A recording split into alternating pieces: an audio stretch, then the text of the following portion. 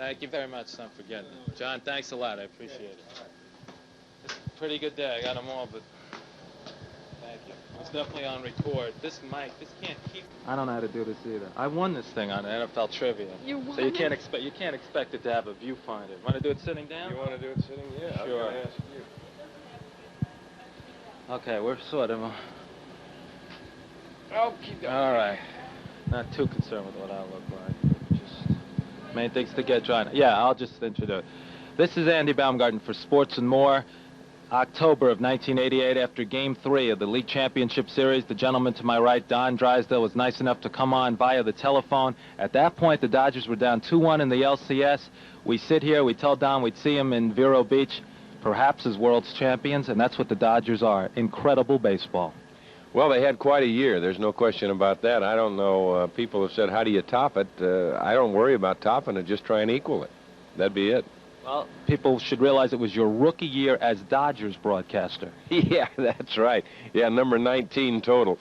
But it was a lot of fun, and I couldn't think of a better way to come back home, really. It was quite a year, and I know for, I guess, a lot of us, we thought, well, we'd be home maybe 3 or 4 different times throughout the course of the tail end of the year, but it just kept going and kept going and kept going, and pretty soon, why, it was all over, and they'd won everything.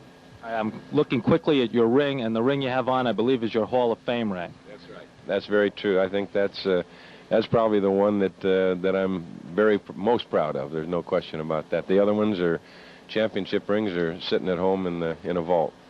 All right, quickly going back over your career, start my first recollections of you, 1963. You had a big season. Actually, you had a big season in 62. I was just a little too young to remember that. But 63, Game 3 of the World Series, a great pitching duel, and you beat Jim Bouton 1-0.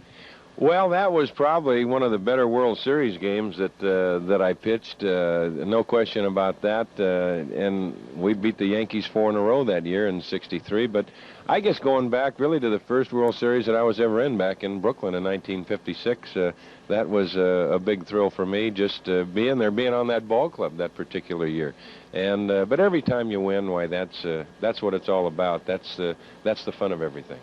All right, just quickly ahead to 1965, another World's Championship that you contributed mightily to. I believe you won 23 games that year, won a game in the World Series, and then you and Sandy had the nerve. I mean, you guys combined for 49 wins. You'd make about $10 million total today. You had the nerve to hold out for 125 and 110 and made a famous movie, or an infamous movie. Well, it was something that we just we found out that they were using the two of us against one another, and we decided that, well, we just sit down and talk together. That was all. It was nothing but a ploy as far as an employer and an employee relationship is concerned, and we just happened to find out about it. That's all. So you're right. For that kind of money right now, there's probably clubhouse guys that are making that much money today. All right, and then finally, 1968, you set the record for consecutive scoreless innings. 20 years later, you had the distinction of broadcasting Oral Hershiser breaking your record. Tell us what you told Oral around that time. Well, I really didn't say much to Oral at all as far as when the streak was going, but if you've been around this game long enough, why, you realize that things get on a roll and things do happen, and I could see halfway through that he was going to break the record. I just had a gut feeling that he was. But records, I just have really never been a record person. It's something that you can't eat. They don't pay the taxes or anything like that. They're nice if they're there. If they're not there, why, there's nothing you can do about it. As I said, that I'm sure it helped get me in the Hall of Fame, that one part of it, but that's over and done with now. It sat on the shelf for 20 years, and if it can help Oral do the same thing, why, more power to him. Certainly, Don. And one final point, I was able to hear some tapes of Don's calls during the postseason. Last couple of years, the local team's been fortunate, local announcers have been fortunate enough to do the World Series, as should be the case. And your call of, man who just walked by, perhaps in camera range, our lovely camera person, Amy, Kirk Gibson's home run. What a call and what a moment. Well, it was a great moment. I can't think of many more times as a broadcaster that all of a sudden, boom, it just hit you like that. He had a great year. There's no question about it. I said many years when I was broadcasting in the American League that I said there's going to be a day that people are going to just pay money to come out and watch Kirk Gibson play. He's that kind of a player. He has that kind of charisma. And now being a broadcaster with the Dodgers and Kurt being here and being able to watch him day in and day out, he's an exciting player. There's no question. Don Drysdale, thank you so much for joining us on Sports and More. Thank you very much. Thank you, Amy. I pray this comes out. This mic can never interfere, right? It's on. It can't keep it from coming. Thanks. I'll see you in New York. All right. Jerry good. Klein always asks for you. Oh, yeah. You know, they kind of, you know about ABC. He hurt his neck, and they used him for college football, and they don't really use him for anything else. But, all right. You cap. It's off. Okay. I'm backing it up with audio. Okay. I won this on NFL Trivia. I'm Andy Baumgarten for Sports and More, and rarely do I get nervous, but this man to my right was my hero growing up. My opinion, he's the greatest pitcher at least since Lefty Grove. But Sandy, I'm going to start out 1952, I believe, freshman basketball at Cincinnati. You played with Tony Trabert and Jack Twyman. Well, I don't think it was 52. It was 1953, late in 53, after I graduated high school. Jack was a senior at that time. I think I was a freshman. I didn't play with them. I scrimmaged against them, and Tony had just come out of the Navy. He'd been in the Navy for 2 years and come back to school at Cincinnati. Okay, that was in the NBA guidebook last year in one of those Did You Know categories. Last time I was down here in Florida, we talked about Cincinnati basketball and the incredible fact that they won 2 national championships, but after their greatest player, Oscar Robertson, had graduated. Well, they had some good players, I'm sure, even after Oscar left. I really never got to play with Oscar. I got to see him play a lot. It was hard not to watch him play. They were winning, and Oscar was on television and might have been one of the greatest guards of all time, along with Jerry West and Cousy and a lot of people. But Oscar's definitely one of the greatest players I've ever seen. And another fellow, 32, Magic Johnson. Have you seen him play? I know you love hoop. Yeah, definitely. Yeah, I guess he's definitely a guard. I just never think of him as a guard. He's such a big man. But yeah, he could be the greatest of them all. But I think in each day and age, when you see somebody play, you get swept away and you think they're the greatest you've ever seen. All right, I think I did that with you, but I really don't think anyone's matched you. But I won't, let you talk that much about yourself. I'll let the records speak for themselves. Starting out in the early years when you struggled, and then maybe 1959 when you turned it around a little, an 18 strikeout performance and the help of the Sherrys. Well, in 1959, it didn't really turn around that much. Yeah, I had, an 18 strikeout game, but I don't think any one game is that important. I think a good year and team winning would be a highlight as far as I'm concerned. Throughout my career, I'd have a good game and a bad game and this and that. So I think for a professional athlete, consistency is what you're striving for, and the good years are much more important than any one game. That's for sure, and our camera person, Amy, focusing in on both of us. Of course, in 59, you pitched in your first World Series, showed signs of things to come, lost a tough one to Bob Shaw, 1-0. Right. Well, if you're in the big leagues, doesn't matter how well you pitch on any given day. You're pitching against a big league pitcher, and you can be outpitched. And Bob did that day. He beat us 1-0. I think in the third or fourth inning, had runners on first and third and 1 out, and decided to go for the double play instead of saving the run, figuring in the Coliseum you're going to score some runs, but we didn't. He pitched a great ball game, beat us 1-0. 1-0. Same thing happened to the Giants in 62. A run scored on a double play, and that's the only run of the game when McCovey lined out. A little bit about the Coliseum and the fact that you were a left-hander. It had to hurt you, Sandy. Well, I don't think it hurt that much. As long as you've got something to work with, and the Coliseum had a very big right field and right center, and I don't think that was as big a problem as just wasn't ready to pitch in the big leagues yet. All right, that's true. Now we'll turn it ahead to 6 of the greatest years in history. Start with 61, which I don't recall that well. I know you were about 18 and 13, but did you feel yourself turning it around maybe in 61? Very good numbers that year. Yeah, I think 1961 was the first year I'd say that there was any consistency. It was also the first year I pitched with any consistency, where in the past I always felt like I'd go out for one start and then not pitch for a couple of weeks, which is a hard way to be consistent, especially if you're a power pitcher or still a young power pitcher who's a little unsure of his control anyway. All right, quickly, 1962. First year, you pitched a no-hitter. You pitched 4 no-hitters in 4 straight years. The no-hitter against the Mets, but more important, before you got hurt, your little circulatory problem with your finger, you were 14 and 5 and just overwhelming that year.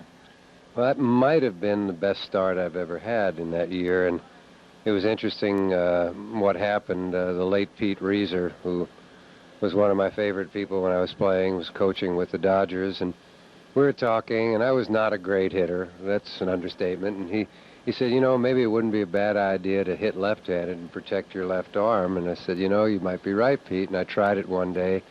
First day I tried it, first time up, I was jammed with a fastball. It was right on the fist. Didn't think anything of it, but evidently it crushed or broke an artery, or, you know, did damage to an artery. And it took about a month or month and a half after that, constantly the circulation getting worse and worse before I missed the rest of the year. And, you know, I regret missing the rest of the year for a lot of reasons, not the least of which is we wound up in a playoff and ended up getting beat by the Giants. All right, and people can look it up in the 5 dominant years, especially the 5 dominant years. The 3 years Sandy stayed healthy, 63, 65, and 66. The Dodgers won the pennant, 2 times the World Series. First time was 1963. What a year, 25-5. The records aren't important, 306 strikeouts. Most important, wins in games 1 and 4 of the World Series against the vaunted Yankees.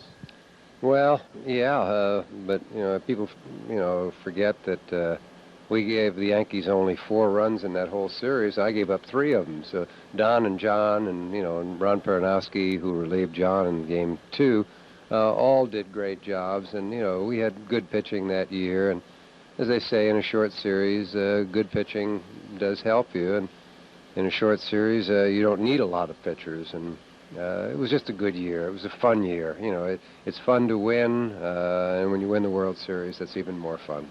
Okay, certainly. Drysdale, the 1-0 win in Game 3, and we've interviewed both John and Don. 64, you get hurt, 19-5. So now 65, in my opinion, your greatest and most important year, because there was a lot of doubt about whether you'd pitch again. And I remember your first start, I think, on a Sunday. It may have been against the Mets. Tell me what you had to go through, soaking the elbow in ice, and maybe what you were feeling after 64. Well, to be honest, I didn't know what would happen after 64. I missed the last month of the season and just sort of didn't throw again. I tried to throw, went on a road trip to St. Louis and tried to throw the last week, and it just filled up with fluid again and didn't know what was going to happen, so I decided, okay, just rested all winter. Came to spring training in 65 and really felt great, and the arm was good, had a good spring. And I made a trip on the west coast of Florida. I forget exactly where the White Sox were training at that time. I think I pitched against the White Sox. I think I got beat and pitched 9 innings, and I was really happy with it. I got beat 2-1 or whatever it was, but the score didn't matter. I pitched 9 innings, everything was fine, and I thought, okay, this is all over with, and woke up the next morning, and for the first time it had swollen up again, and I didn't know what would happen, and went back to Los Angeles, saw the doctors, and talked about pitching every 5th day instead of every 4th, and this and that, and started icing after I was throwing. I pitched, I think my first start was in Philadelphia. I pitched there and went 9 and started this icing program. And strangely enough, in 65 was the first time I'd never missed a start, even though, you know, didn't think that was going to happen. But the icing, I think, helped the problem that I have. Other pitchers had iced in the past, and I never liked it, and I never would. And I still never iced my shoulder in all those years. But the soaking in ice evidently kept it from swelling. As long as it didn't swell, I could pitch. All right, and what pitching you did that year in 65, you won 29 games total. You won the All-Star game, even though you didn't pitch that well in it. You won 2 games in the World Series, 2 days rest, 7th game of the World Series. Shutouts in the 5th and 7th games of the World Series. I don't think that's ever been done, but the most important game, the ultimate game, Game 7. Tell me about that one. Well, it was the 7th game of the World Series. It was one of those days where I just really, I had a decent fastball early in the game, not a great one. Never had a good curveball all day. And about the 5th or 6th inning, I thought I had my good fastball, and just John and I just said, hey, that's enough curveballs. We may throw it once or twice, and we may not. And if we do, it's not going to be over the plate. And just try to pitch with the fastball, and I was lucky that day. I made good pitches, and it worked out. All right, we're going to get to 2 final questions, but you mentioned you weren't a good hitter. That's true. but I'll never forget a paper was dropped in front of a door, and I read it, and it said you got the winning hit, and it was against the Mets. Why don't you tell us about it? It was a midweek game, I think in '65. I don't even remember it. Ron Taylor was the pitcher? I know you remember it. Right, okay, yeah, that's right. It was ninth inning or something like that. Probably didn't hit it very hard. It probably went between two people, and it was the winning run. Yeah, well, I'm just saying, even great pitchers like yourself always take pride in hitting, and especially... Not exactly a highlight of my life.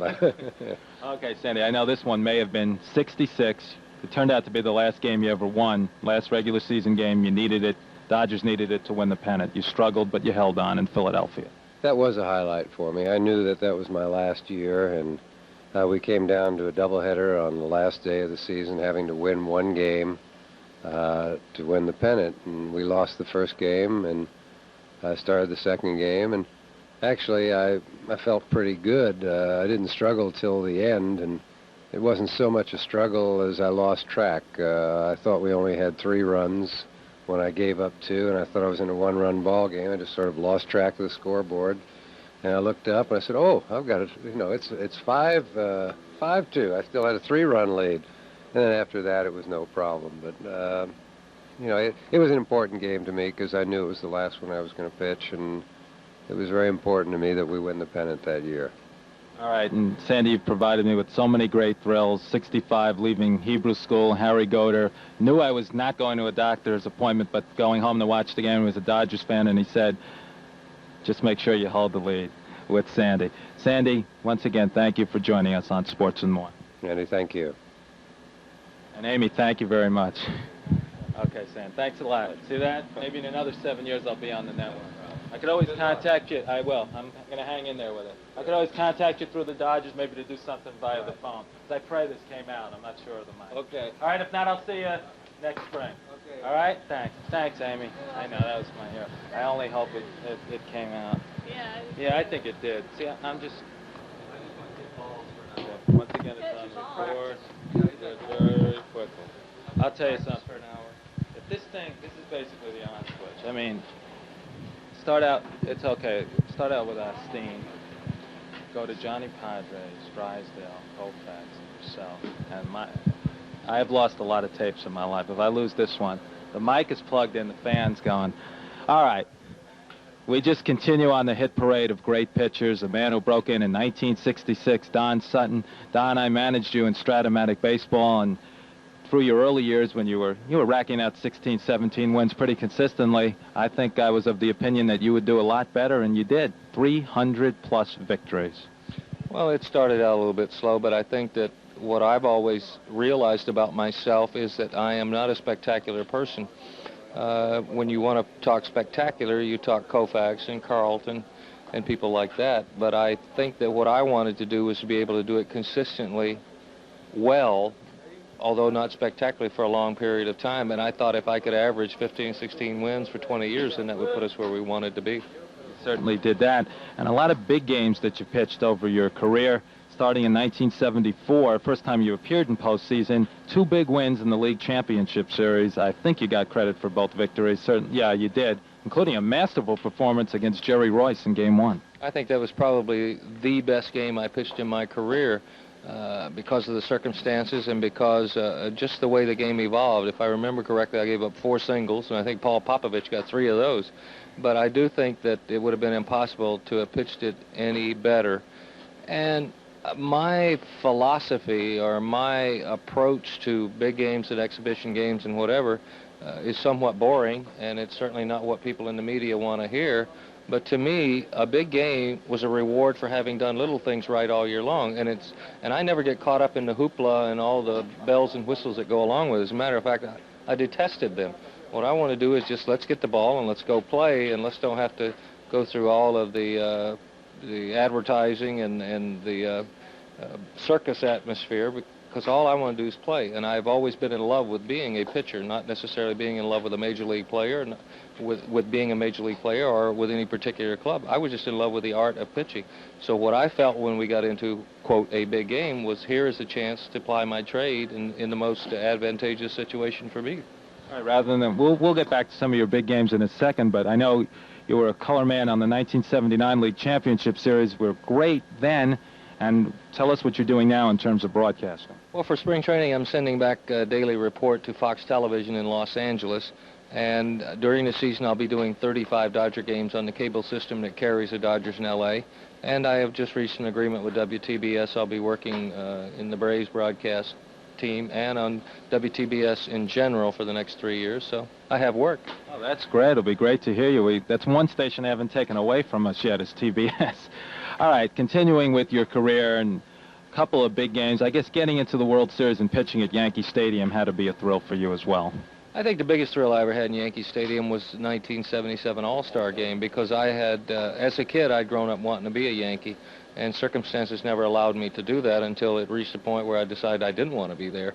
And so to walk in there in an All-Star Game, to really feel the ghost of my childhood there, because I had pitched so many games in my mind with Mantle and Berra and Koufax and Maris and all those guys, Bobby Richardson, all those guys playing behind me. So when I walked in there and walked around the monuments, I could I recall some wonderful childhood memories, and I felt like that it was almost like a Twilight Zone atmosphere to be able to pitch there, and then to pitch 3 good innings and get the MVP. That was probably the highlight of my stays in Yankee Stadium. After that, I didn't pitch very well there. I don't think I had very many effective World Series games, and I certainly, once I went to the American League, I got the daylights kicked out of me every time we went to Yankee Stadium, so I think I just blew it all in one shot in the All-Star Game. Yeah, Game 1, 77, the tough call by the late Nestor Shylock calling Garvey out at the plate. Dodgers would have led 3-1. The Yankees came back to win. It hurt. I don't want to get into bad memories. 1980, and that, that's the one regret you have, is that you got close, but you never played an actual world champion. But in 1980, when the Dodgers needed 3 victories to force a tie against the Astros to force the one-game playoff, you came in relief and got the last out in the Sunday game that forced the playoff. I had pitched Friday night, and I'd gone 8 innings, and I'd come out tied 2-2, and we won that. And then it was a strange set of circumstances that got me into that game on Sunday. I knew I wasn't going to pitch. I'd pitched 2 days before, so I came to the ballpark. There was an NFL football game on TV, and I'd gone in Tommy's office and had a bowl of chili and watched the football game while the guys were out playing. So I came out with chili on my shirt and tried to cover it up, sitting there with my feet propped up with turf shoes on and no under-athletic apparel, just the pants and a shirt and a T-shirt. Reggie Smith walked by and he said, "Hey, old-timer, can you get somebody out if we need you?" Now, my thinking is he's thinking maybe the 15th or 16th inning, so I said, "Sure, I can do it." He goes running down at the other end of the dugout, and he says, "Tommy, the old-timer says he can get somebody out." Tommy came down and he says, "Go down to the bullpen. Go warm up. Go down to the bullpen." So by the time I get to the bullpen, again, I'm thinking, yeah, somebody's losing their mind. So I get to the bullpen, and I walk in the bullpen, and there stands bullpen coach Mark Cressy with a ball saying, "They want you to lose." I said, "Just relax." I'd thrown 10 pitches, and the phone rang and said, "He's in there." Now, there were 2 Dons standing there. Don Stanhouse was warming up, and I was warming up next to him. And they said, "Don, he wants you." And I said, "Well, Stanhouse, you're in there." And he said, "No, I think he wants you." I said, "He can't want me." But I did go in and threw 3 pitches to Denny Walling, got the out. And I think that for 8 years, that was a lasting memory I carried with me of being the Dodger, because it was the last 3 pitches I threw for the Dodgers prior to coming back in '88. It's true.